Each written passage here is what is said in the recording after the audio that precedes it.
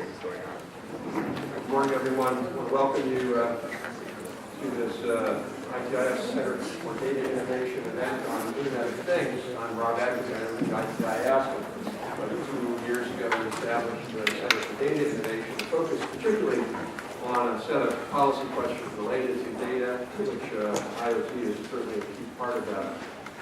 Given the great turnout we had, I think we're going to now brand every event that ITIF does as an IoT event, because it's obviously such an area of deep interest for a lot of people. So I'm going to introduce our two distinguished guests here, and then they'll make a few comments, and then I'll introduce the panel, and we'll go from there. We'll end this precisely at 10:30. So we're really honored that two colleagues who lead the co-chair of the House Internet of Things Caucus are here today to talk about what they're doing with that, where that's going to go. Congressman Darrell Issa represents 49th District in California. He has a career in business, particularly in high technology, so he has a deep understanding of these questions. He's on the House Judiciary Committee, where he serves as chairman of the Subcommittee on Courts, Intellectual Property, and the Internet, and he's also on the House Foreign Affairs Committee. And in addition, we're really pleased and honored he's the honorary co-chair, House co-chair of ITIF. Representative Susan Delbene represents Washington's 1st Congressional District. She, again, is a technology entrepreneur, so we have two technology entrepreneurs here representing today. She is on the House Committee on Agriculture, also the House Committee on Judiciary, and as I said, she co-chairs the Congressional IoT Caucus. So with that, Congressman Issa.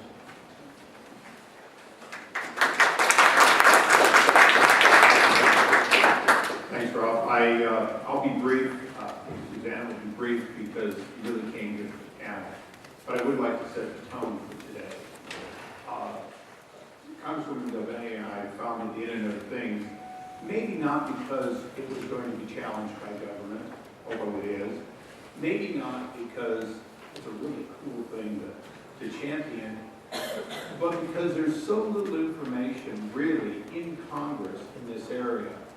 Unfortunately, members of Congress operate in a world of, well, I've got this thing on my wrist and it talks to my phone. Great. They've started. How many of them really think about millions and millions and millions of microprocessors just in your personal contact every day? And the idea that today they're not connected for the most part, but in our generation they will be connected. Will they be connected but completely vulnerable? Will they be encrypted? Will there have to be a backdoor? Those questions and more very clearly fall within the debate that we have to have in Congress. So as we obviously are debating encryption in a broad way and talking about the internet and terrorism, let's understand, if we give it up in one area, will we give it up in the areas of every connected device? And if we do so, is there really any hope for a secure and reliable Internet of Things? My question is designed to provoke the obvious answer.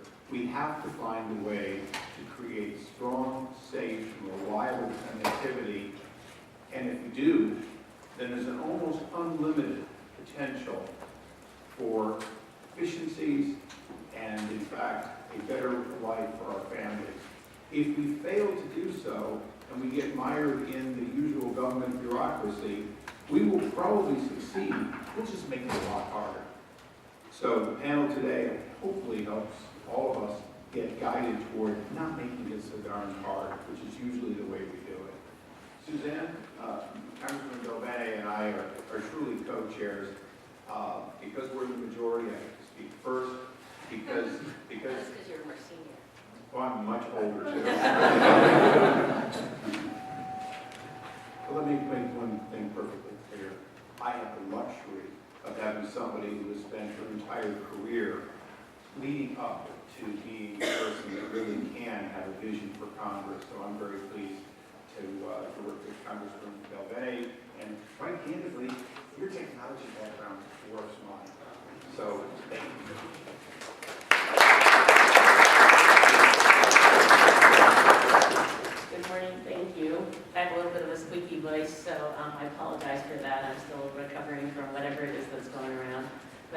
It's an honor to be here this morning, and an important conversation we're having with a new report from ITIF, so congratulations on that, and for everyone who works hard to put that together.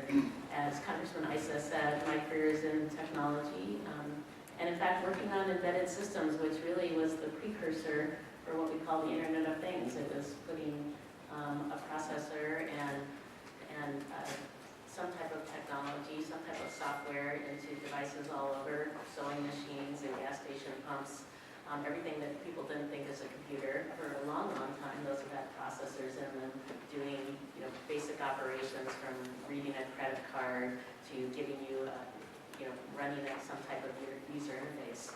And so we've seen this build up over time, and we've had 2 billion IoT types of devices in 2006, and there's a projected 26 to 50 billion connected devices by 2020. And so that shows you the huge growth that we expect in the Internet of Things, and various, all sorts of different types of devices, from your coffee maker and your thermostat to your car to a wristband to just some incredible monitors that we're going to, that we'll see to detect whether it's earthquakes or machine-to-machine connectivity. And this wide diversity means that we have to make sure that folks are educated and understand all the issues that we're going to face with the Internet of Things.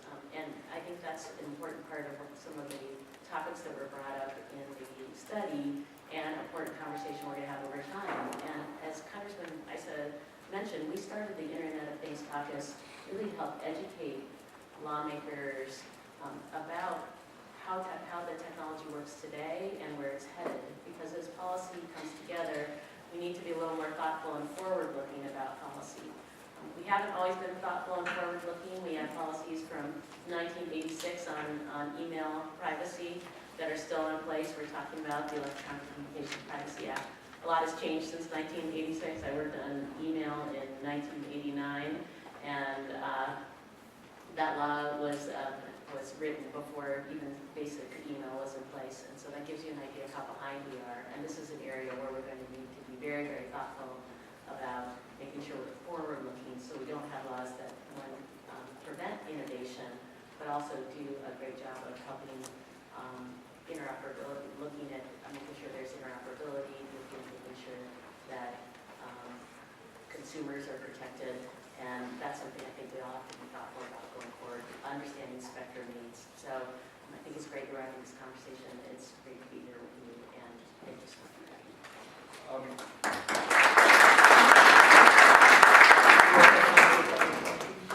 Sure, as long as they have questions for our answers. Any questions for me? Anybody from the press wants to come in? No one's had their copy yet. Yes. Hillary with Toyota. Just a question about what's next for the IoT Caucus. I know you're working on education, but do you have certain topics that you want to maybe cover over the next 6 months or so? Well, we talked about smart cities. That was an important one. We had just a huge group of people actually this week talk about that. We have another one. What's the next one? I don't know. But so big data. We've had we've tried to look at areas where, and there's a kind of an infinite number of possibilities of areas that we can cover. But we had a huge turnout for the first one on smart cities, and if you have topics and ideas that you think would be helpful, let us know, because we're putting those together for next year, putting that schedule together. Right, in 2 areas that we haven't done much with, and the Congresswoman mentioned in her statements. One is a real discussion on bandwidth from the standpoint of where can we gain efficiencies, not necessarily treading on Energy and Commerce's jurisdiction directly, but the reality that a lot of the low-power devices potentially can get into space that is currently open, not just 802.11 type space. And I think that's going to be one we're clearly going to do. The other one I think that people haven't begun thinking about is upgradability and obsolescence.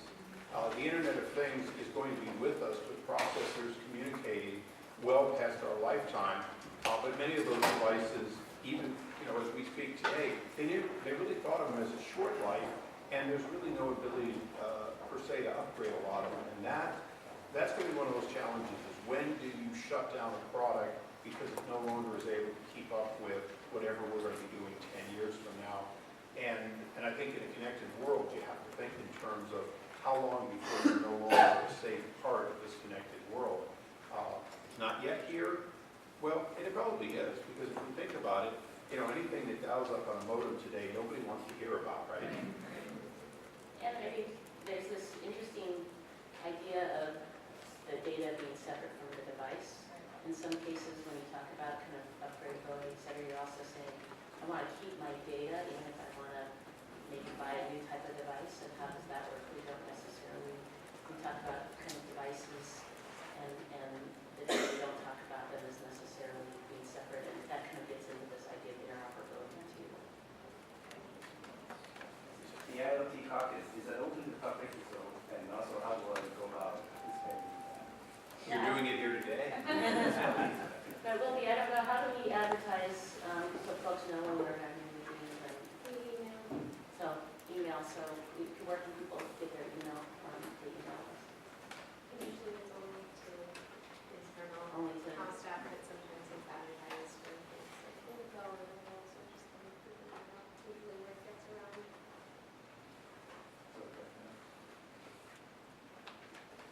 so if there's, Do you have any thoughts on how the Internet of Things can be harnessed to address some of the social challenges that we're facing in our society? Specifically looking at underserved populations and how we bring them into this conversation. So there's really a genuine education across different communities.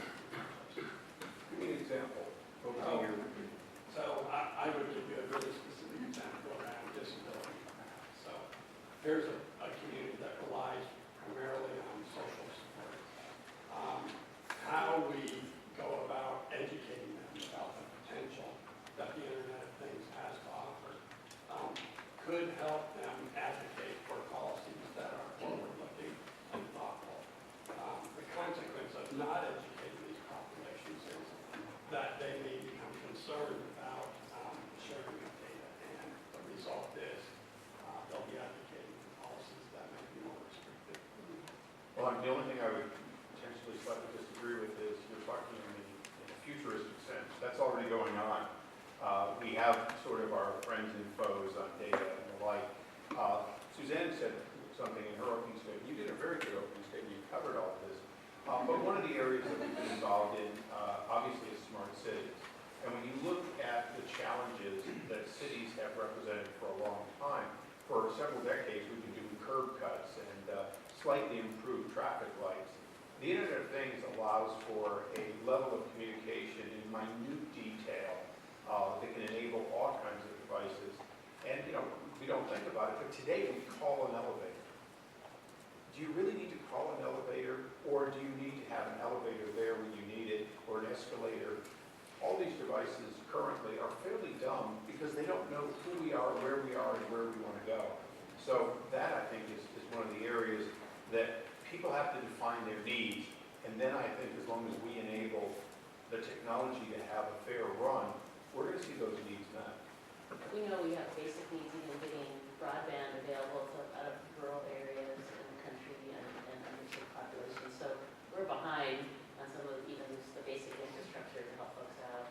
And I think it's also going to be very important as we talk about in, for example, in healthcare space, where I think there's huge opportunities here, but then availability and cost is going to be something that we're going to have to all have a conversation about too. So And to your point, modernizing HIPAA to recognize that you can't get the benefit under the current law because everything is aired on the side of, oh no, I'm not taking a risk.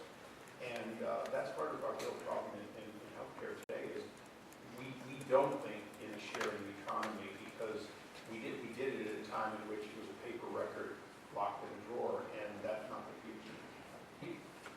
Is there any time for one more question? Yeah, Chris Wladowski, Manufacturers Alliance for Productivity and Innovation. There is a lot of talk across the Atlantic between the United States and the European Union about all things that have to do with data, internet, privacy, and so on. But what I hear is a dialogue that flows between the executive branches, however defined. is there anything that flows from the legislative side, which is you, in any type of European agency that is the correct one, but specifically from the US side, from the legislative side, do you talk to the Europeans about the issues at hand? It's had the, actually, many EU commissioners were here,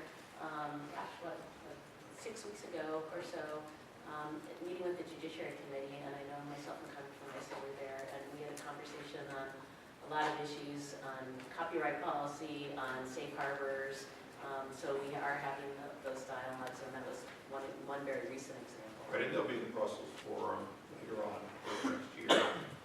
Even Davos, there's a lot of members of both Congress and EU to go there. One of the challenges, though, is as we're running a trade agreement right now, until the trade agreement is finalized, a lot of what we would look at as the baseline, it doesn't exist. I mean, currently there are states in Europe and around the world who want to localize all data. And then in that theory that somehow if you put it in this country, it's going to be different in control in a cloud-based world. You can tell I don't necessarily agree with that principle. Well, until that's somewhat resolved, parliamentarians could be negotiating, but we're really only advocating, because the most angry, the most vocal parliamentarians that we hear, many of them, how dare your NSA do this? We need our data in our home country. And it's like, oh great, did you know we can't spy on Americans in America, but we can spy on your people in your country? No, well, what do you mean? Well, America's not going to stop crashing other people's data in this war on terror. It's actually only in America that you have constitutional protections. They're not going to understand that until at an executive level, people really begin to say, okay, what are the do's and don'ts and how do we cooperate? Knock on wood, it's very bipartisan. We should have it done pretty soon. Great. I think we need to move on to the panel. So thank you so much for you both coming here. Thank you. Good luck on this.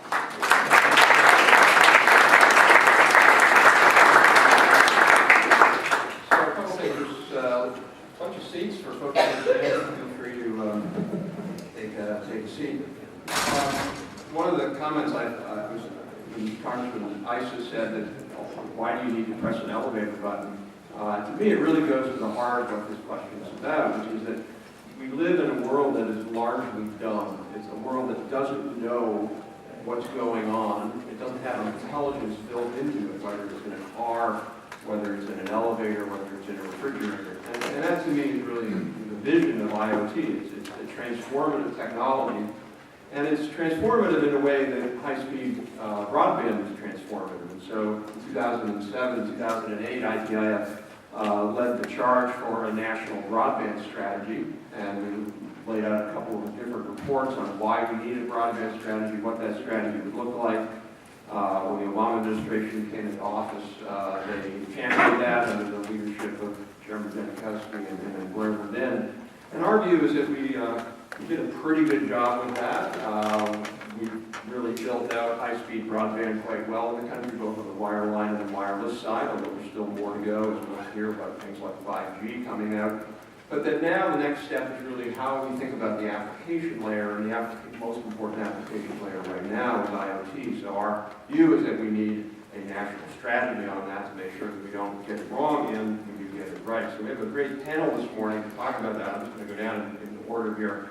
To my left, Steve Kraut is the Vice President of Government Affairs for Qualcomm, which is actually a company that's very, very advanced in IoT. We had a group of Phil Stafford a while back visit their IoT facility actually in San Diego, but also in Silicon Valley, where you have the smart home.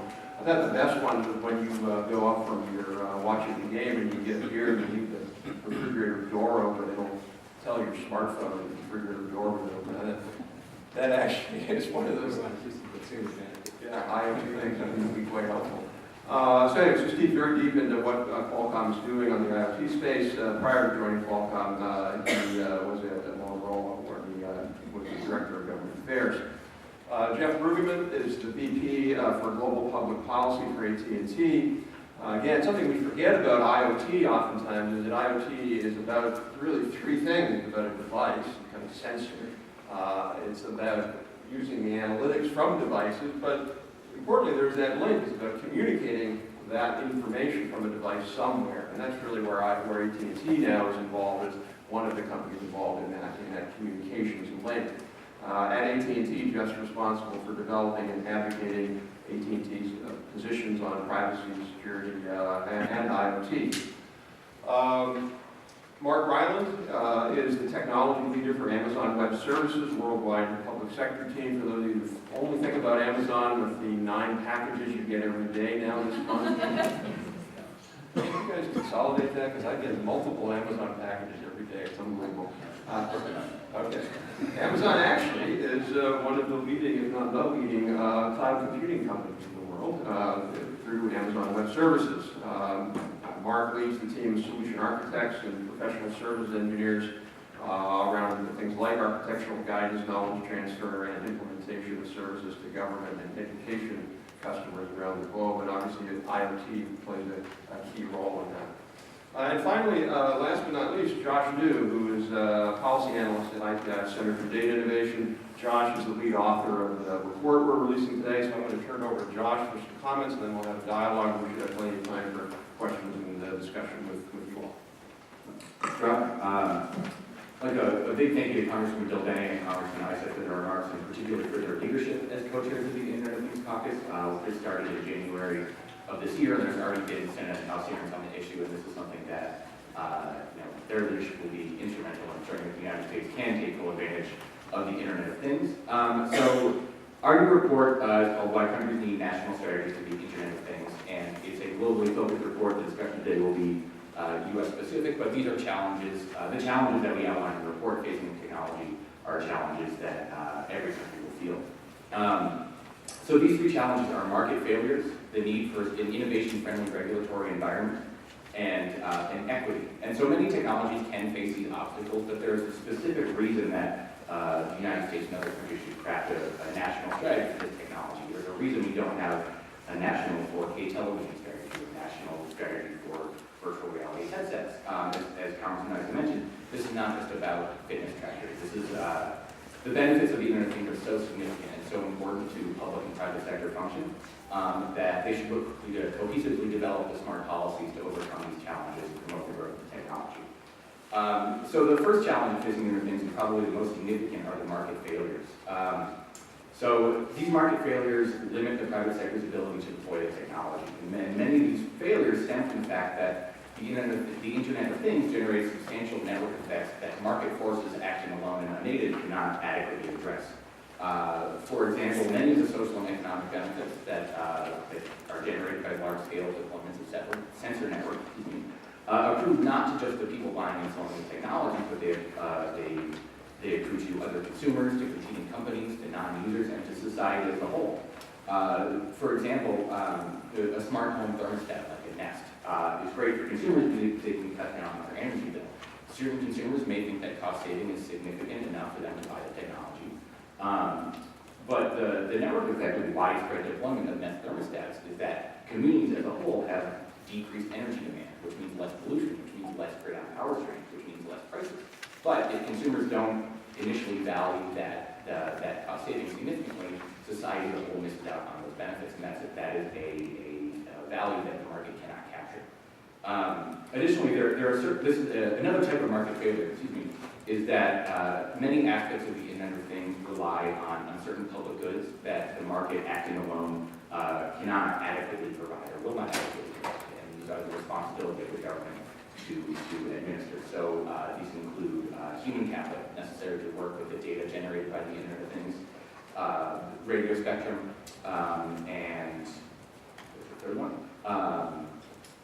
And research and development funding, which can, unlike private sector R&D, can focus on certain areas of research that benefit all market players, such as scientific measurement. So the second main challenge facing the Internet of Things is the need for an innovation-friendly regulatory environment. So premature, excessive, or poorly designed regulations can significantly slow the growth of the Internet of Things, and yet some policymakers have demonstrated an eagerness to develop new rules and regulations specifically for the technology, particularly as it relates to privacy. But Unfortunately, creating restrictive rules for emerging technology at such an emerging stage in its development, without clear evidence of how this could actually end up affecting consumers, can have unintended consequences that limit innovation by restricting certain business models and raising costs. Moreover, the privacy fears of new technologies are often overblown, substantially inflated, because society as a whole is unfamiliar with these technologies. And our research has shown that as technology becomes more integrated with society and the public becomes more familiar with it, many of these privacy fears evaporate. So finally, the third challenge facing the Internet of Things is equity considerations. And this is not necessarily a market failure, but it's still both an important economic and social goal. So many people in communities today live in data poverty. We have a report outlining the phenomenon outside. But if data poverty is the result of a lack of routine data collection by the public and private sectors about certain individuals or entire communities. And as the world increasingly relies on data for critical functions ranging from finance, healthcare, and education, the potential harm of being underrepresented in this data is proportionately severe. So low-cost sensor technology in the Internet of Things is a really valuable opportunity for governments to reach these underserved communities and begin collecting data cheaply and effectively to start having a more inclusive society. However, this can only happen if governments actively consider these equity concerns in their decision-making. If they don't take this into account, the Internet of Things risks exacerbating existing data divides, where the benefits of data-driven innovation will go only to some, while underserved communities will continue to suffer. So many nations have already recognized that the Internet of Things is a high priority, something they should be caring about. And some governments in particular have begun work on national strategies, on roadmaps, particularly China, Germany, India, Japan, Singapore, South Korea, and the US have all made substantial strides in supporting the technology. But none, unfortunately, have developed and implemented a sufficiently comprehensive strategy that addresses all of these challenges facing the technology. And in fact, some countries have actually developed counterproductive policies to the growth of the Internet of Things. It's ostensibly designed to support the technology, but it actually harms its growth and undermines the data economy as a whole. So every nation is different, and there's no one-size-fits-all approach to developing a national strategy. And while specific policy considerations will vary from country to country, all national strategies will have to focus on some particular areas to address these challenges identified in the report. These areas include funding, convening and planning, agency action, regulatory action, and trade. And so all of these are heavily entwined with the market, regulatory, and equity considerations of the Internet of Things.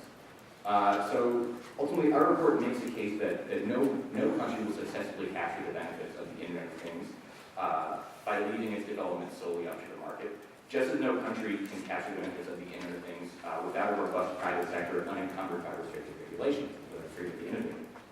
So we hope this report will serve as a call to action for policymakers in the United States and abroad to break ground in our report and start crafting these strategies in a comprehensive manner that sufficiently address all the challenges and maximizes the opportunity for the technology to grow and offer social and economic benefits. So we have a great panel today. If you're following on Twitter, please use the hashtag data innovation. Panelists' Twitter handle should be up there. And during our audience Q&A, we will have time to take questions from Twitter. Thanks. Great. Thank you, Josh. So I want to ask the panel one question, but maybe before I do that, maybe you can just sort of spend 3 minutes or so kind of your reactions, general thoughts, and then we can go a little deeper dive on some specific issues. Steve? Sure, Rob, and congratulations, number one, to the Center for Data Innovation for releasing this report, and we certainly agree wholeheartedly that there is a need for a national strategy on IoT. If you look at the federal government, there are a number of initiatives here related to the Internet of Things, or in a more practical sense, in our eyes, smart cities. The Department of Energy, of course, has clean building programs, alternative vehicle programs, renewable energy programs. We've got, I spent the day yesterday at the Department of Transportation with their announcement of a new Smart Cities Transportation grant opportunity. And you've got the Department of Commerce active on a number of issues, such as the Global Cities Teams Challenge. So there are bits and pieces being done across the federal government, which are great, but there really is a need to coordinate all of these activities under one national plan. Great, thank you. Jeff? Hi, thanks. It's great to be here, and also would echo, I think the report is very good in taking a comprehensive view, and we also agree that the time is right to do this. And just to put it in perspective, we talk about ultimately 25 billion devices, 50 billion devices. As of the third quarter, AT&T had about 25 million Internet of Things devices on its network. So you can see we're at the very beginning of what is going to be a very transformational emergence of Internet of Things. And that is, after, over the past year, growing 25%.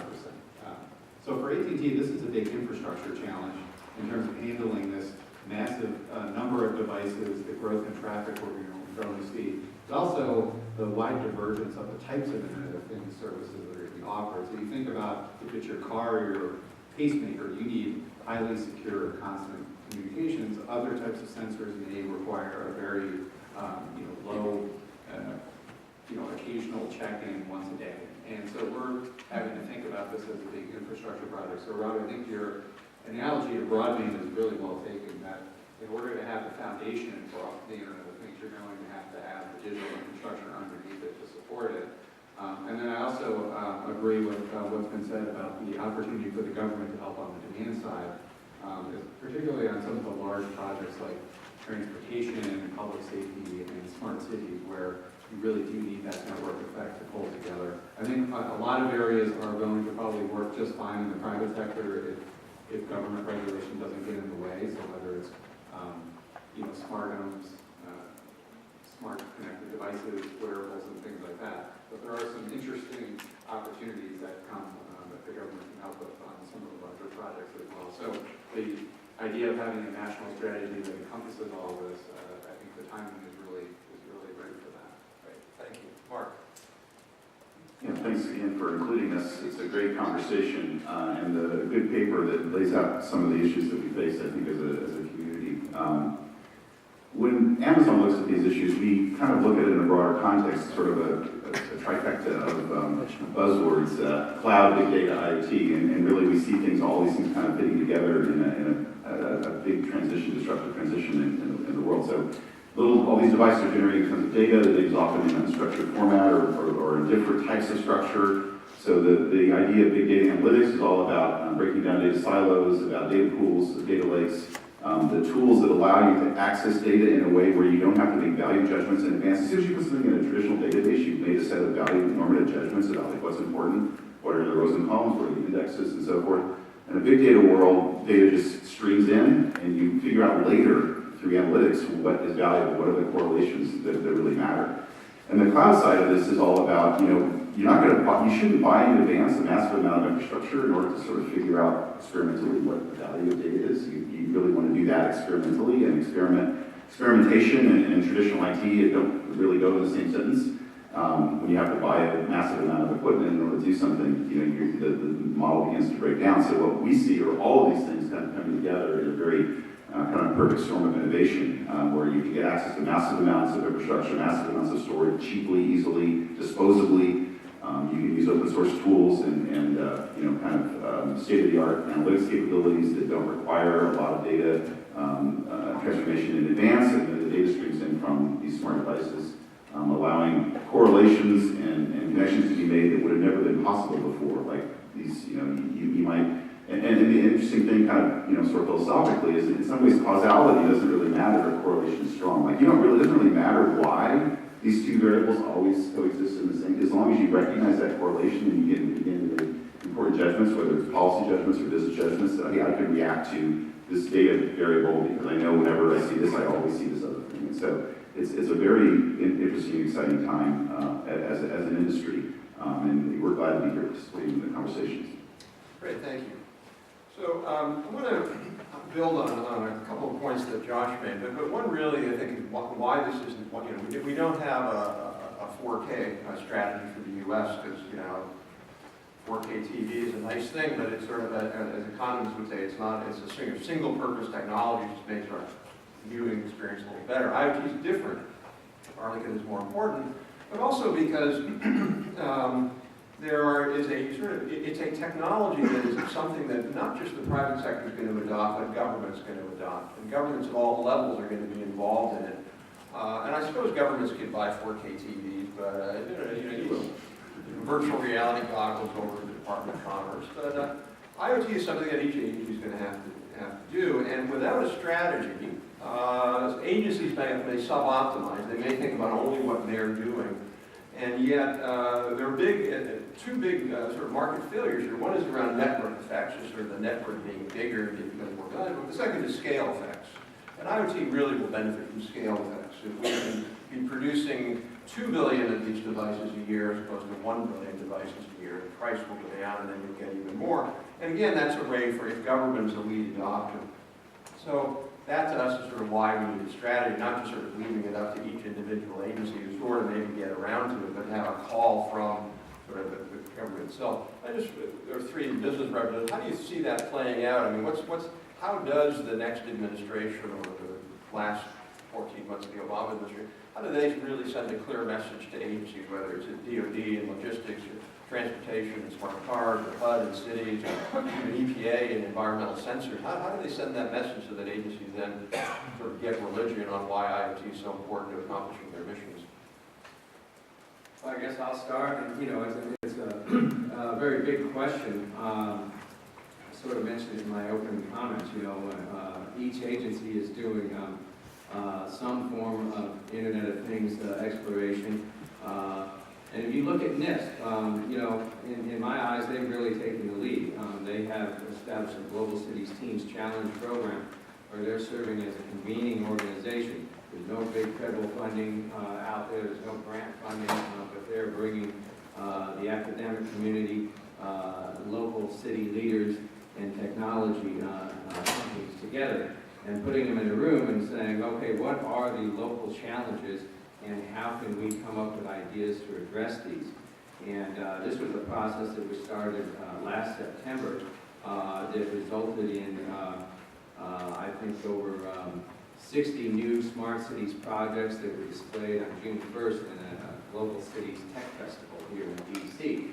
And so that's one example of how the federal government can demonstrate leadership.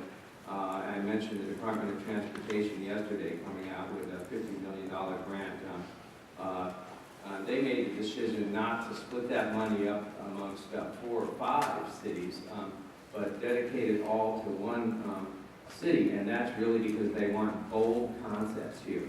Something not that we're seeing 5 years from now, but really 10, 15, 20 years down the road that they can fashion. So that's an example where you're actually dedicating grant funding to spur the initiative.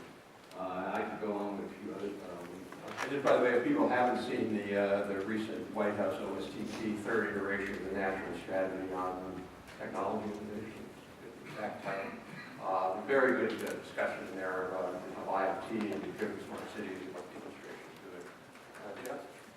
Yeah, I would echo, I think the Global Cities Challenge is a good example. AT&T is participating. The idea there is you create some test beds and some pilot programs that will show other cities how to make this work. And you link together, lighting, traffic management, public safety, and so you're encouraging kind of a consolidated strategy for that city. But then the bigger idea is that you'll create a launching pad for others. And I think that's a good public-private partnership model. I think within the government, you raise a really good point that one of the things that we see is it's very difficult sometimes for the federal government to have a long-term technology plan. It really, in order to do the Internet of Things right, you have to upgrade your network, you have to upgrade your security, and you have to then think about all of the ways that you can use the Internet of Things. And that really has to be kind of a cross-cutting agency approach. So NIST is obviously plays a key role in doing that. But I think that's going to be a challenge. But there really is an opportunity there for the federal government to start embarking on what is going to be a longer-term transition plan, and that will help drive some of the adoption nationwide as well. I think, I agree with the comments about strategy and developing a more global plan, but I also think it's important to get some tactical wins and some proof of concepts that actually provide value, because often the strategy will not resonate with people until they see some actual benefit. And so I think kind of a bottom-up approach or a proof of concept approach can be very valuable as well, and get some of those early wins. We're bringing people that have done it already. I mean, even something as simple as what I'll call citizen sensor projects. We've already seen a bunch of successful ones where the fact that everyone carries smartphones, and if you're willing to run a little app in the background. So the city of Boston has an application called Street Pump. And those of you who have driven in Boston over the last few decades know that they have a huge problem with what we here would call potholes, but I think they call frosties. And but they don't know what their problem is. They don't have the infrastructure to know what are the worst potholes and who hits them the most. So they built an application that runs in the background on your smartphone with the accelerometer. And if you run that app while you're driving around the city, you become a sensor for their network. And now they have an actually really rich database of not only which are the worst potholes, but how many affect the most citizens the most often. So, and again, very practical kind of bottom-up solution that can be adopted by other cities. And we see this as well with companies like Move It, which provides an interface between your smartphone and the public transportation system. So it's an Israeli-based company. They have 300, they're in 500 cities. They have like 200 million users worldwide. And their app simply just tells you when is the next bus coming. Now, if you as a city agree to work with them and provide the data feeds to their network, and they provide data feeds to your network, so now they can tell the city how the bus system is doing. And there's a big uptake, a big adoption around those kinds of easy, simple wins. Now, this isn't the future nirvana of everything having a sensor in it, but it gets people started, it gets people excited about possibilities with relatively low investment and involving people in government solutions. So I think that's another thing to be thinking about. Where are some of those wins that we can prove the value of sensor-based networks as a way to actually improve delivery of services. I think there's a lot of examples, and we can keep bringing those to the table. I just had 2 comments based on what you guys said. First, starting with Street Pump. Street Pump is a great program, and I'm not faulting the Boston office of New Mechanics. It is, I think it's really ambitious, and we need more local governments kind of willing to experiment with the technology. But the Street Pump kind of use case really demonstrates the equity considerations that we outlined in the report, because it's a great way to collect data that you could not collect before about who's driving over potholes, how it's affecting citizens, and then you can have a much more proactive government. However, the people that own smartphones and drive cars to work every day are not the majority of the population. People who can't afford smartphones or rely on public transportation are omitted from that data. So Street Pump's great. What Boston's next move should be is how do we get this into the hands of everybody? How do we get this into public transportation? How do we make sure that we're not omitting people from this data? And then going back to the DOT Smart Cities Challenge, I just wanted to kind of elaborate about how great I think it is and why that it's a model that I think other agencies should follow. So it actually closely resembles a Smart City pilot program in the European Union called the Horizon 2020 Lighthouse Projects, where eligibility requirements for this funding, which is substantial enough for a lot of cities to want it, is commitments to open data for their projects, which we think is incredibly important. They have to be scalable and they have to be ambitious in the sense that they're not just focused on smart light. They're not just focused on one application. They have to integrate a host of smart city applications simultaneously so that they all work together. And that's the ultimate focus of the pilot, is to kind of de-risk the technology for others, or give them that example of how the technology can work, so to kind of lower the bar of entry for other cities that are looking.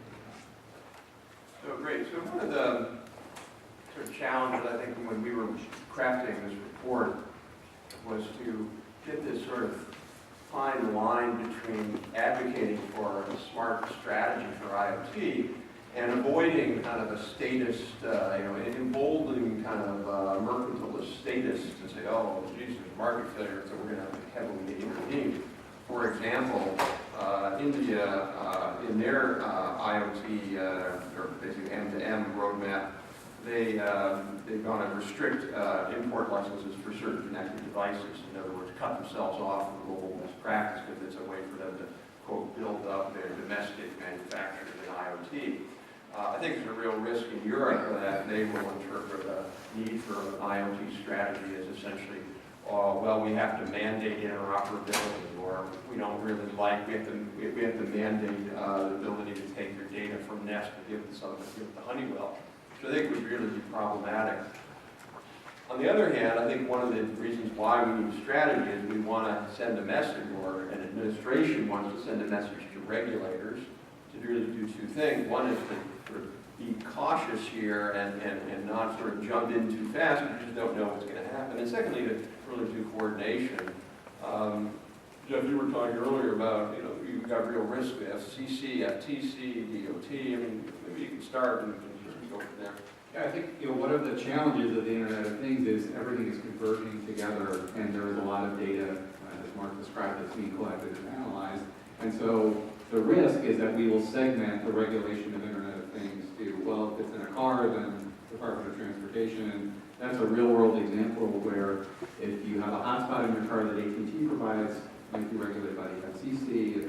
If it's the Apple and Google, play on your infotainment, it could be the FTC, and if it's the manufacturer collecting data, it could be the Department of Transportation. And I think A, consumers would never realize this or sort it out, but B, really runs the risk of duplicative and inconsistent regulation. So really, one of the benefits of a national strategy would be to say, of course there are privacy and security issues that have to be addressed, but let's do it in a systematic way that doesn't duplicate effort. And if there are specific issues that are unique to a sector, it might make sense to have some safety rules, obviously, to be a Department of Transportation, but maybe there's a baseline of privacy and security that generally the FCC would manage, for example. And I think in the absence of a strategy, we run the risk of this patchwork quilt and diffusion of regulation, creating a lot of issues both for consumers but also for the industry.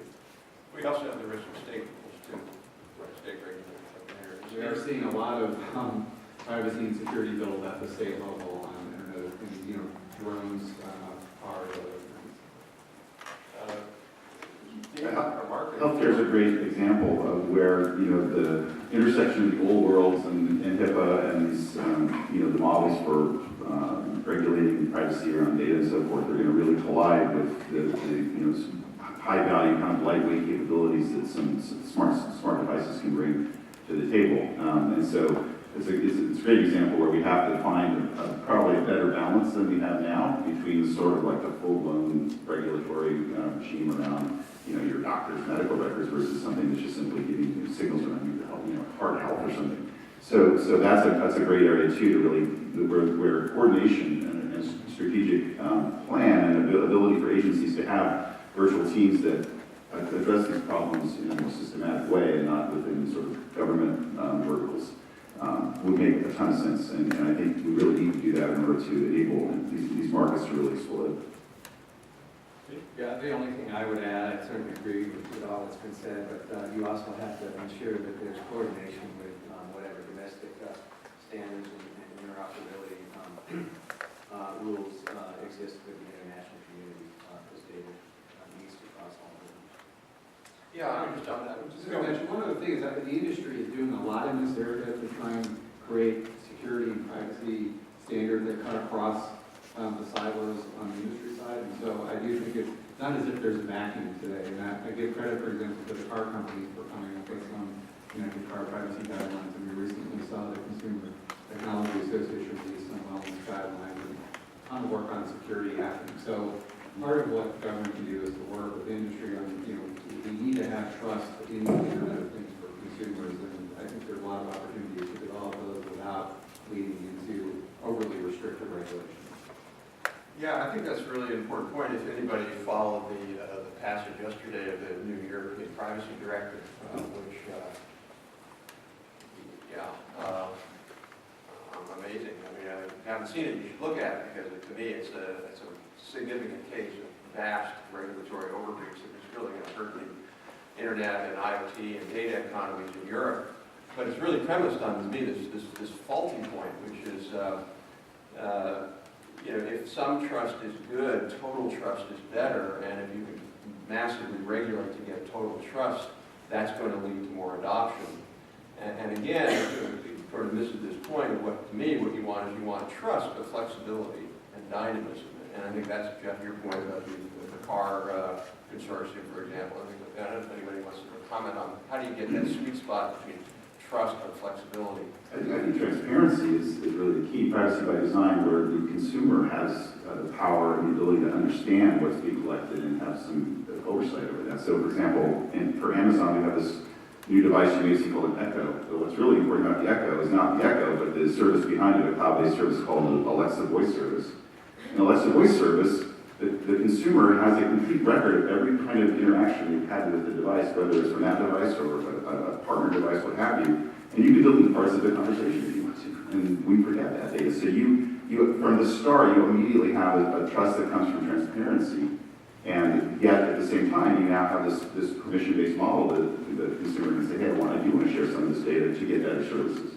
I think the problem we all struggle with, arguably, is that when the web was built, it didn't have the transparency, and so people, had some legitimate concerns about tracking behavior, so they can't really tell what's going on or what data is being accumulated. But I think in these new designs and new models, there's a recognition that we have to build that from the start in order to create consumer trust. And then we can move forward, I think, in a way that doesn't require heavy regulation or almost zero regulation, as long as people have true visibility and true choice. I think the U.S. has been really looking at the Internet of Things and big data as a balance of those concerns and potential issues with all of the enormous benefits that can come from it. And I do think, Rob, you're raising a point that the risk is if you only look at one side of the equation, you really start to box yourself in where you're trying to maximize the protections, and you end up foregoing a lot of benefit, and they're going to end up holding back their economies and all the benefits for the consumers that come from the Internet. Former Federal Trade Commissioner Josh Wright actually just gave a speech a couple weeks ago talking about how, in his experience at the FTC, there is a disturbing lack of economic analysis in terms of privacy regulation. So in terms of cost-benefit trade-offs, in terms of tangible economic gains versus intangible, hypothetical harms that there's no evidence of. This very good speech, we're actually writing an article about it now, so check your emails and I'll send that to you. But no, that's a very good point. So I want to ask about, clearly, we talked about earlier, IoT is about a device, analytics, and it's about this thing in the middle, some kind of transmission. Some of it may be over Wi-Fi, some of it may be over a cellular network. Where are we with all of that? Maybe Jeff, Steve, but anybody, maybe Jeff can start. Where are we with that? What are new technologies emerging, like software-defined networks, like 5G, which is going to happen? How are those going to play a role in enabling this? Why are those going to be better than what we have today? Yeah, so in the near term, we think LTE really is the solution that's going to enable the Internet of Things.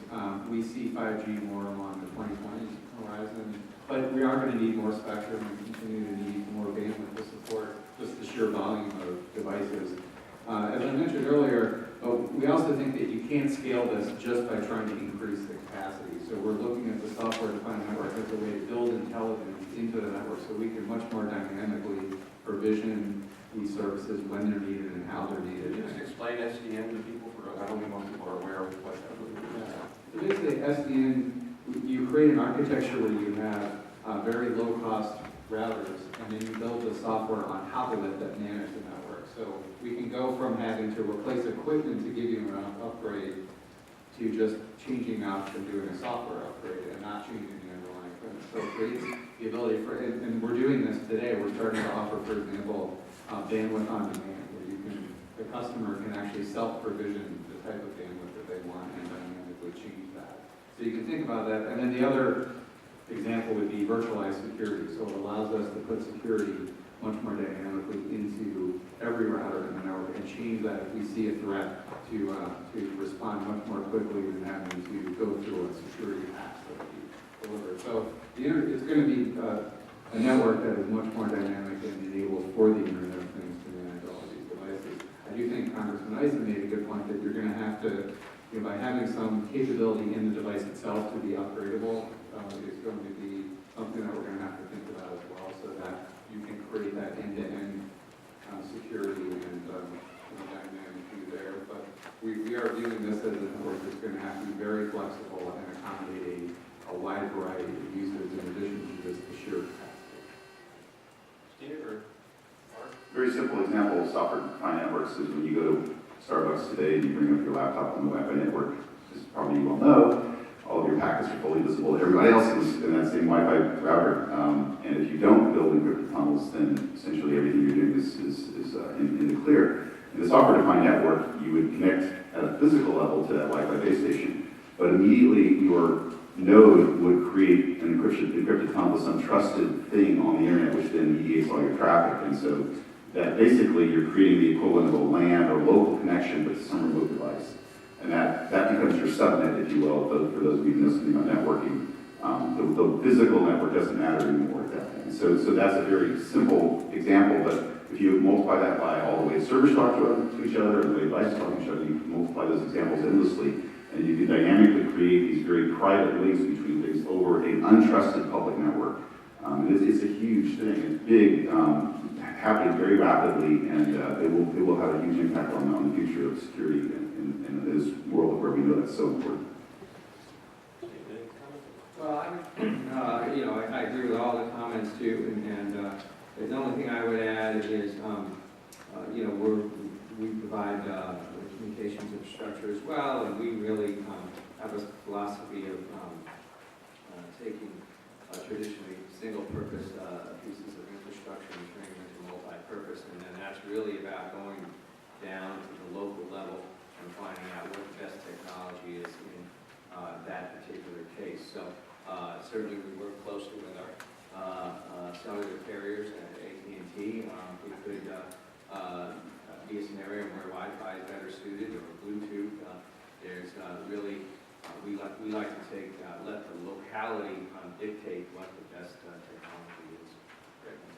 So I'm going to open it up for questions here in a moment, so think about what that might be. But I want to ask everybody on the panel here, just in a minute or two, what do you think the role of Congress here at this point is? Obviously, the IoT Caucus is playing an important and their quasi-Senate counterpart, an important educational role. Anything else Congress ought to be doing or not doing or thinking about here? Well, first of all, I'd like to congratulate the co-chairs of the Internet of Things Caucus, because I think they're playing a critical role in just educating folks about what the Internet of Things is and how do we approach this from a policy perspective. But I think there's a definite role for Congress to play. We have to show leadership. The administration has shown significant leadership over the past 2.5 years, but we've seen little out of Congress right now. And that's not to say that Congress should be dictating one technology over another, but Congress can codify some of the initiatives that are taking place under the initiative. They can serve as a convening legislative body, and so really I think they can pass legislation which would further coordinate the federal government, the federal agencies around IoT and those smart cities. Great. Yeah, I agree with what Steve said. I would add, I think like broadband and like the internet, Congress can set a policy of like regulation and set frameworks for these services going forward, and also the infrastructure, as I said, that supports it. We've seen regulations that would head in the opposite direction, whether it's common carrier regulation to the FCC or sector-specific bills that would assign Internet of Things regulation out to agencies. So having a broader view, and the Internet of Things Caucus might be a great leader on this to kind of say, let's be careful about how much we regulate, how we regulate, and where we regulate when we're thinking about the Internet of Things in a comprehensive way. I think would be very valuable for Congress to Mark? I think we're in vital agreement here about, so the direction is, the education is key. There's just a lot of new ideas and information, new challenges, balancing privacy interests, understanding, for example, that, say the privacy aspects around, say, smart meter on your home, measuring electrical energy, very different from privacy aspects around medical devices, very different from web-based privacy. Those are all very different kinds of issues with different balances of interest, and getting that education and understanding into the policymaking community is really important. And then, so I think that we've all agreed that, this framework is one that needs to be light touch and to, wait till there's a real problem that needs policy intervention before you try to sort of prejudge things, whether it's technical standards. I think the communities are already building highly interoperable systems. There might be 2 or 3 different, ways these systems could talk. That's probably okay as long as there's not 20. And they'll converge. And things like reusing the existing radio networks, building mesh networks, these are all, I think, will happen. And as long as there's a coordination and understanding across the government that the market can address a large number of these things, then occasionally there will will be these externalities, there'll be these issues that come up. It's like, hey, we need some guidance or some arbitration around things that are not being solved by the market. Then government's ready to do that and has the understanding of the technology and the issues, so that the regulation is well thought out and it's not too heavy-handed. I think this is a really great approach. And just two quick remarks. Just want to again stress the importance of the value of public sector leadership and adoption. In the United States, just recently, no single government, federal agency's strategic plans even mentions the Internet of Things. Some agencies are adopting it kind of piecemeal approach, and I actually think the U.S. Postal Service is the only government body that's formally analyzed how the Internet of Things can improve their operation, which is very important. But that is simply not good enough at this point. So something that we call for in the report is that every agency should develop an IoT action plan that they can redesign mission delivery around the potential of connected technologies. So they're not playing catch up 10 years down the line. They're proactively beginning to have these benefits and better serve the public. And I also just want to stress that there are opportunities where Congress can act, that they can support the growth of technology with new rules that specifically, rethink old rule design for old technology. So the E-Label Act that passed is a great example. And for those unfamiliar, the FCC requires that certain transmitting devices have branding notification, saying that they're licensed, this is their frequency, et cetera, et cetera. However, that had to be physically on the device, either on a sticker or ingrained in the metal of the back of your iPhone. But now with the Label Act, that information can be displayed on the screen, which can be much more useful to consumers to provide more information, and it lowers production costs for manufacturers. I think that's a great approach that Congress will have to also, continue to rethink, as a lot of connected devices won't even have screens. So they really need to rethink the need for that kind of labeling as the technology progresses. There's also another example, the E-Know Act was introduced in the previous session of Congress. It did not pass, but it was designed to free, so now that smart meters are pretty much ubiquitous, internet-connected electricity meters in everyone's houses, the data that generates is hugely valuable to consumers. They can better monitor energy use. It has huge potential for new analytic services that can build business models around that data. But that data is traditionally locked down by utility companies. They have no incentive to share that. So the E-Know Act would basically require that utility companies can still access this data, but it has to be provided to consumers since they're making that data timely. It has to be freely accessible. It has to be machine readable, and then they can do with that data as they will. And so there are opportunities where Congress can act. It would have to be a light touch, but where they can kind of proactively support the technology with different kinds of regulations. Great. When we open it up, folks have any questions? If you want to just first identify yourself and go here. Yes, sir. My name is Justin Falk with the Government Accountability Office. This is a question for Mr. Atkinson and Mr. David. Just wanted to play the devil's advocate here to try and square some of the things you said with things that have been in the headlines even just in the past week. Mr. Atkinson, you mentioned some dismay at the notion of a mandate for data portability between service providers, like you mentioned, so Nest and Honeywell. Mr. New was noting that privacy concerns are sort of overblown with a lot of new technologies, but in the past week, we've had on the privacy front, these are both consumer devices, a big hack where information gathered from a bunch of children's toys was compromised, photographs, chat logs, and on the home automation front, a device manufacturer pushed out a firmware upgrade to all their customers that locked out a bunch of third-party devices and sort of trapped these consumers in their ecosystem. I was wondering if you could square your remarks with what we're seeing happen in the real world. Yeah, let me have Josh take the first crack at that. Sure. So in regards to privacy concerns, the point is that there will never be any issues.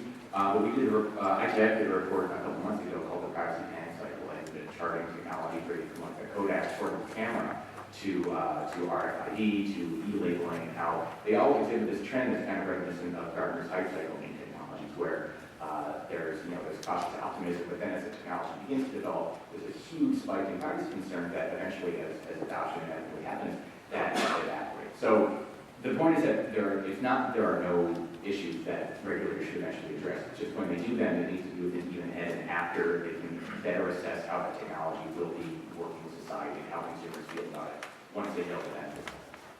So in terms of specific examples, I mean, I'm not sure the toy hack was a cybersecurity issue that I don't think is unique to the Internet of Things in general. And I think some better person in cybersecurity than I can answer. But the point is, it needs to be cautious, and it can't be something that regulators are so eager to do without an assessment of how this will actually impact the technology. I guess I'd add to that. I think it's one of those things, I think in particular European policymakers have this view. In fact, if you read the statements yesterday from some of the European Commission officials, they had this view, what they said, they could square the circle, they could have perfect privacy and security and robust adoption and development. And you can't. These essentially are trade-offs. And so we're going to be in a world for a long, long time where there will be accidents. There will be things, there will be a company that does something by mistake on code. And you know, there are accidents or problems with every single technology in human existence. You know, my refrigerator started leaking recently. Why don't we have a regulation about refrigerator leakage? My point is that this sort of thinking about it from sort of zero tolerance or close to zero tolerance has real costs and will limit innovation. So I think the other component of that is that it sort of assumes that there's no incentive for these companies who had problems to fix it, or another place, incentives for their competitors to fix it. I mean, if you look, for example, at the FTC Wyndham case that was decided, where there was an assertion by the Federal Trade Commission that the hotel chain Wyndham had bad security, which allowed hackers to get access to a lot of credit card and other personal information. We were very supportive of the FTC case, not whether Wyndham was right or wrong, it was a sort of a legal case, but the ability of FTC to go after a company for bad cybersecurity. That's very different than the FTC mandating a particular kind of cybersecurity regulation. And I think that's a much better approach, sort of an after-the-fact approach. If you do something and it's clearly you were engaged in poor cybersecurity, hygiene, and other kinds of practices, then you should be able to have, particularly the FTC, go after it. I think putting in place that sort of framework provides a lot of incentive, not to mention just simply the consumer reputational incentive. I mean, Nest, for example, or or Fitbit, you know, I have a Fitbit scale. If I find out that everybody knows last night that I weighed 193 pounds instead of what I normally weigh is 192, of course I don't care. But let's just say people do care about this stuff, they may. And Fitbit's thing goes, you know, and then eventually, you know, fairly soon companies will say, oh, we're not going to buy from Fitbit, and there's a lot of sort of market correction, I think, embedded into that. I think I'm going to go with where Josh is. I think the point we're at now is very, very early on. We don't know what's going to happen. I think it's sort of better to step back and not prescriptively dictate exactly what the framework can be. And there also may be a lot of things where it's like you fundamentally don't care whether there's a privacy breach because there's no PII involved, there's like enough information. And yet, you can imagine the regulatory overreach where they start to bring in stuff that perhaps could have some PII potentially attached to it. And just building off that, there was a working group paper released by some EU Commission in February of this year that said, and this is not you know, a rule, but it was suggesting that future EU action would be, since we don't know any better, let's treat all data from the Internet of Things as PII and regulate it as such, which would be incredibly detrimental to the vast majority of the data that will have no real impact on consumer well-being. So that's the approach that we want to push back strongly against. Yes, sir. John Godfrey with Samsung. Mark, you mentioned that there's huge amounts of value that can be generated from the massive amount of data coming from the IoT being collected and then applying data analytics to find value that you never imagined was in there. So I'm trying to imagine the privacy notice to the consumer that says, do you agree to have your data shared for purposes we can't even imagine? It could be tricky. So my questions are, do you think that if we de-identify the data, remove all PII, then consumers will be more willing to agree to share? You even have to ask them for their permission if you have completely de-identified. Those are promising ways forward, but then the flip side is real de-identification actually possible? Thank you. Well, the example of analytics around data that you insights you may not have realized, and that can happen within a single firm. So right away, it doesn't necessarily require anything beyond existing permissions, right? With one company that has different data sources, you get permission of the company to use those in ways that benefit you. Cross-firm sharing is where the challenges would come in, and I think the identification has a number, it can be very promising. It also has its challenges as well, because it's been shown that sometimes the data can be re-identified based on data correlations. But I think, a robust permission framework. So I think perhaps one of the best examples, that in some ways the hardest, but also one of the best examples of this would be healthcare data, because it turns out, if you talk to researchers, that if you could create a data commons with proteomics, genomics, basically anything that's computable about human health, if you could combine some of these data sets and do analytics around that, we would see some tremendous benefits. And it may well be that consumers would choose those benefits, and you could essentially opt into such a data pool. We see that already with research projects. I mean, we host a public data set called the 1,000 Genomes Project. It's completely all PHI, but there are 3,000 or 4,000 subjects of that research have agreed to allow their genomic data to be publicly shared. And I think that is a very reasonable way forward would be to allow people to opt into systems that they believe will benefit them personally, recognizing that there's some privacy loss in those systems. So there's no easy answers, but I think we can start with sort of single firm capabilities, and then we can talk about how to create sort of opt-in models for these, work on de-identification, be careful in creating those data pools. Anonymizing can happen at multiple levels too, right? Like you can anonymize one data set, not just by removing fields from individual records, but by actually creating a statistical average of that data set, and then share that data set and analyze that against another statistically average data set. Now, the de-anonymization would be extremely difficult, perhaps impossible, or close to impossible, and yet you still bring a big benefit from being able to look at multiple data pools. So, lots of challenges, but I think the industry, with reasonable oversight from government, can address this. I was just going to add, I do agree with everything Mark said. I think it's a spectrum of issues, and on some hand, there are going to be very aggregate use cases that really probably don't raise privacy concerns, and a lot of the Internet of Things doesn't even involve consumer data. We sometimes forget that. Huge opportunity. AT&T is using Internet of Things sensors on our fleet, to reduce maintenance costs and things like that. So there's a lot of uses of data that don't even impact consumers. On the other hand, the context-aware benefits of the Internet of Things in a very personal way could be something that consumers will want to opt in. And you mentioned, the elevator that knows where you are. Well, there are a lot of things where if your devices know the context when you're using them and know about you, you actually will get a better experience. So I think that this isn't always going to be data that's collected in the background. Sometimes it's going to be data that's very personal that you want to have the devices aware of what you're doing, and that's going to be a benefit to the user. And education is really important. So I'll give you a great example. I'm on an email list with some people, some families, and someone said, "Oh my gosh, they're installing a smart meter on my home. It's going to ruin my privacy. The public companies will know whether I'm at home or not. Whether I'm on vacation." They probably. Yeah, that's right. Oh, and that's right. Exactly. Radio transmission risks.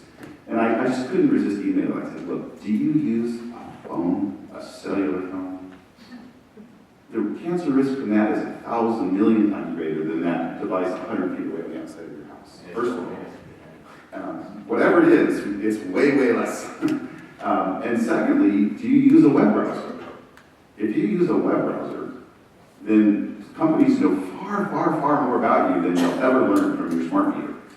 Now, it doesn't mean that there's not legitimate privacy concerns around smart meters. They're perfectly reasonable to ask those questions and maybe opt out. But the relative privacy risk, that's what people need to understand.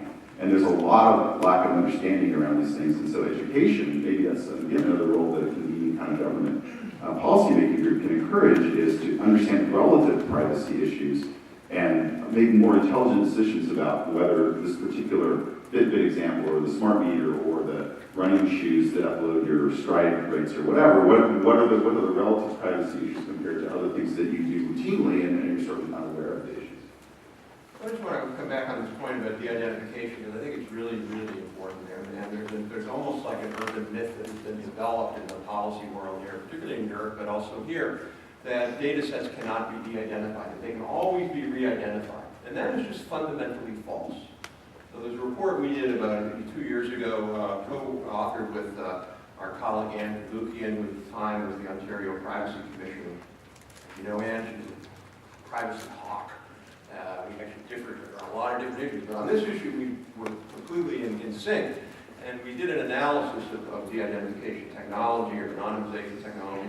We also looked at the cases where there have been re-identification, and in every single case of re-identification that people talk about is because people did it wrong. They did it badly. It would be like Wyndham Hotel, perhaps, with bad security. So data sets can be re-identified. If you look at HHS, for example, they have data scientists who work at HHS whose job is to advise researchers whether you can use data in certain ways and what fields you might have to strip out in order to keep that. So I think that that's one of those really problematic, sort of almost Luddite concepts that if it gets widely deployed, we just simply won't be able to do big data analytics, and everybody will freak out that they're going to know it's me. And I think with good practices overseen by government, but not dictated by government, we can do good data analytics with complete PII, complete privacy measures. Yes, sir, in the back there. Rich Cooper with the U.S. Chamber of Commerce Foundation. You've talked about public engagement, public trust, and building confidence in that. Is there a particular industry that you think can be, we've talked about healthcare here, is there a particular industry that you think will be the big confidence builder for people to have greater acceptance, have better buy-in as far as this data? Obviously medical data, everybody wants to cure cancer, everybody wants to cure diseases and things like that, but are there other particular industries that you think the public will be very accepting of and seeing as sort of the test case, the poster child to have greater acceptance of IoT? I'm just going to talk off the wall here. But, in my personal opinion, privacy is a very personal issue. It means different things to different people. So I don't think that there is a blanket answer to your question. But one of the companies that we've partnered with is providing a module in New York City taxi cabs that has cameras in the front, side, and back of the car. It has sensors to monitor acceleration, braking, wind speeds, can monitor black ice, all sorts of driving conditions and hazards. And now these are fleets, okay, so this is not the average consumer just driving down the road getting monitored. But all that, all the data from these sensors and cameras and so forth is actually going back to insurance companies. And so the insurance companies can then keep a record of their safe driving practices. So you might think that the drivers of those taxi cabs would be concerned that, well, somebody, not Big Brother necessarily in this instance, but insurance companies, right, maybe little brother, right, are monitoring my every move. Yet they are now offered a reduction in their insurance rates if they're employing the technology. And the next phase is to provide these drivers with safe driving performance incentives. So they're going to be capturing the data, and those drivers that reach on a monthly basis a certain status of safe driving might get better pay. So there's real incentives to actually have that personal data on your driving habits benefit you. And progressive insurance is similar on quite at the micro level, but they give you a lower rate if you drive at a certain speed at times. Yes, sir. I'm sorry, can I jump in on that? So we always tend to gravitate towards the consumer examples, but those also become some ways the hardest examples in terms of privacy. But I do think that there are other industry use cases like, does anyone object to GE's jet engines being Internet of Things object? Who would object to that? It makes their engines far safer. Same with, again, properly de-identified information about car safety, engines. I mean, everyone can benefit from some of these use cases, and there's essentially no privacy issues present.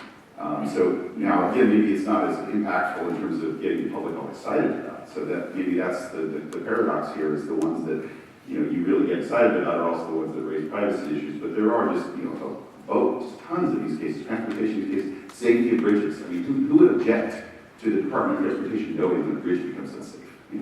Nobody would object to that. Even if their vehicle, the license plate somehow has got it. I think in some of the cases are so overwhelming that the privacy issues would just go completely by the wayside. But in others, there will be balances that have to be struck, and there should be transparency and opt-out mechanisms. So. Great. Yes, sir.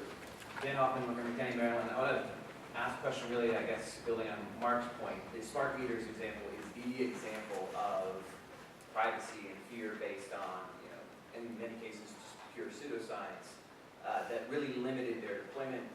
Laws were passed to limit their deployment based on a small constituency.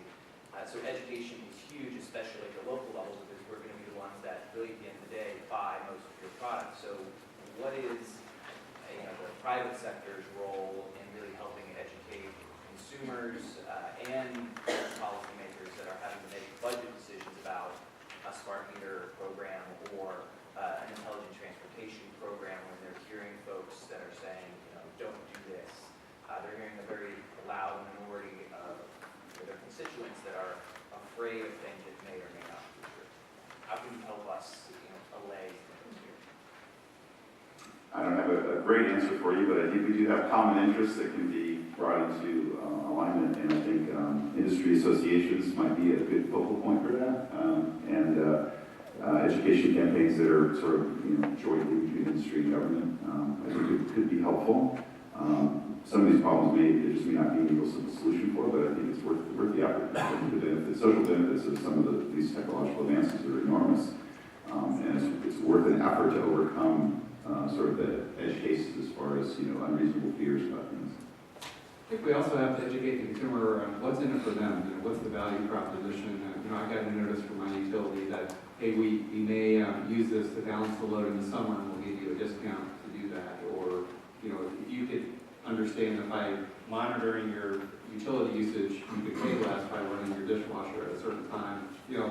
Those are the types of things. And I think for the broader smart cities, the opportunity would be if I start to see traffic improvement in DC, or if I see public safety improved, those types of things I think are enormously valuable, as Mark was saying, to consumers. But we do probably have to take that extra effort to educate them and inform them of, hey, there's an infrastructure underneath it that's the Internet of Things that's delivering this for you. So we at ITF try to play our role in that. Last year we released our first annual 2014 Luddite Report, and very good report. Actually, I nominated 10 of the most egregious Luddite policy proposals. One of the nominees was a group called Smart Meters, Stop Smart Meters. I really enjoyed them because they were retweeting our stuff. They're really honored to be one of the nominees. They sent it out to all their members. But in any case, we're going to be releasing it again on Monday for 2015, and we have 10 nominees again, and you can go online to see if or you go online, you can vote for which one you think is the most egregious. And then in January, we announced the winner. Last year, it was the states that had banned Tesla sales. That was the winner. So it actually did get a lot of press almost. It was one way to sort of get, in sort of the tongue-in-cheek way to point out just how ludicrous some of these. Well, I was communicating with the head of smart meters, and I asked him if he had a computer because they also give out radiation. And I can't remember what he said, but I don't know, maybe he has it behind a tinfoil thing. It's scary with another camera or something, but Mil-spec. And this is unrelated to the other hand, but I just wanted to kind of tie it back to the report a little bit. So Dan Hoffman, who is the Chief Innovation Officer of Montgomery County, he's been great at getting Montgomery County to kind of lead experimentation of some smart city applications ranging from firefighting to agriculture. But there are maybe a dozen Dan Hoffmans throughout the United States, and that kind of highlights the need for the federal government to kind of play this really important leading and coordinating role in demonstrating why municipal governments need to care about this technology, because fortunately, I don't think it's everywhere. That's a segue back forward. Great. So with that, I want to wrap up, but for those of you who can't get enough of IoT, I think it'll be on our website shortly. We're doing an event in early February with the Germans. There's a couple of German officials who are deeply involved in leading what they call the Industry 4.0 effort, which is a very important IoT application that's really about industrial logistics, supply chain, and production and design. And so we'll be having an event, I think, on the Senate side in February, so keep an eye out for that. January 21st, actually. Sorry? January 21st. Oh, thank you. January 21st. You can put it on the calendar. So with that, I want to, first of all, I want to thank all of you for joining us this morning, and thank you, particularly Josh, for the leadership on this report, and 3 great panelists. So join me in thanking them.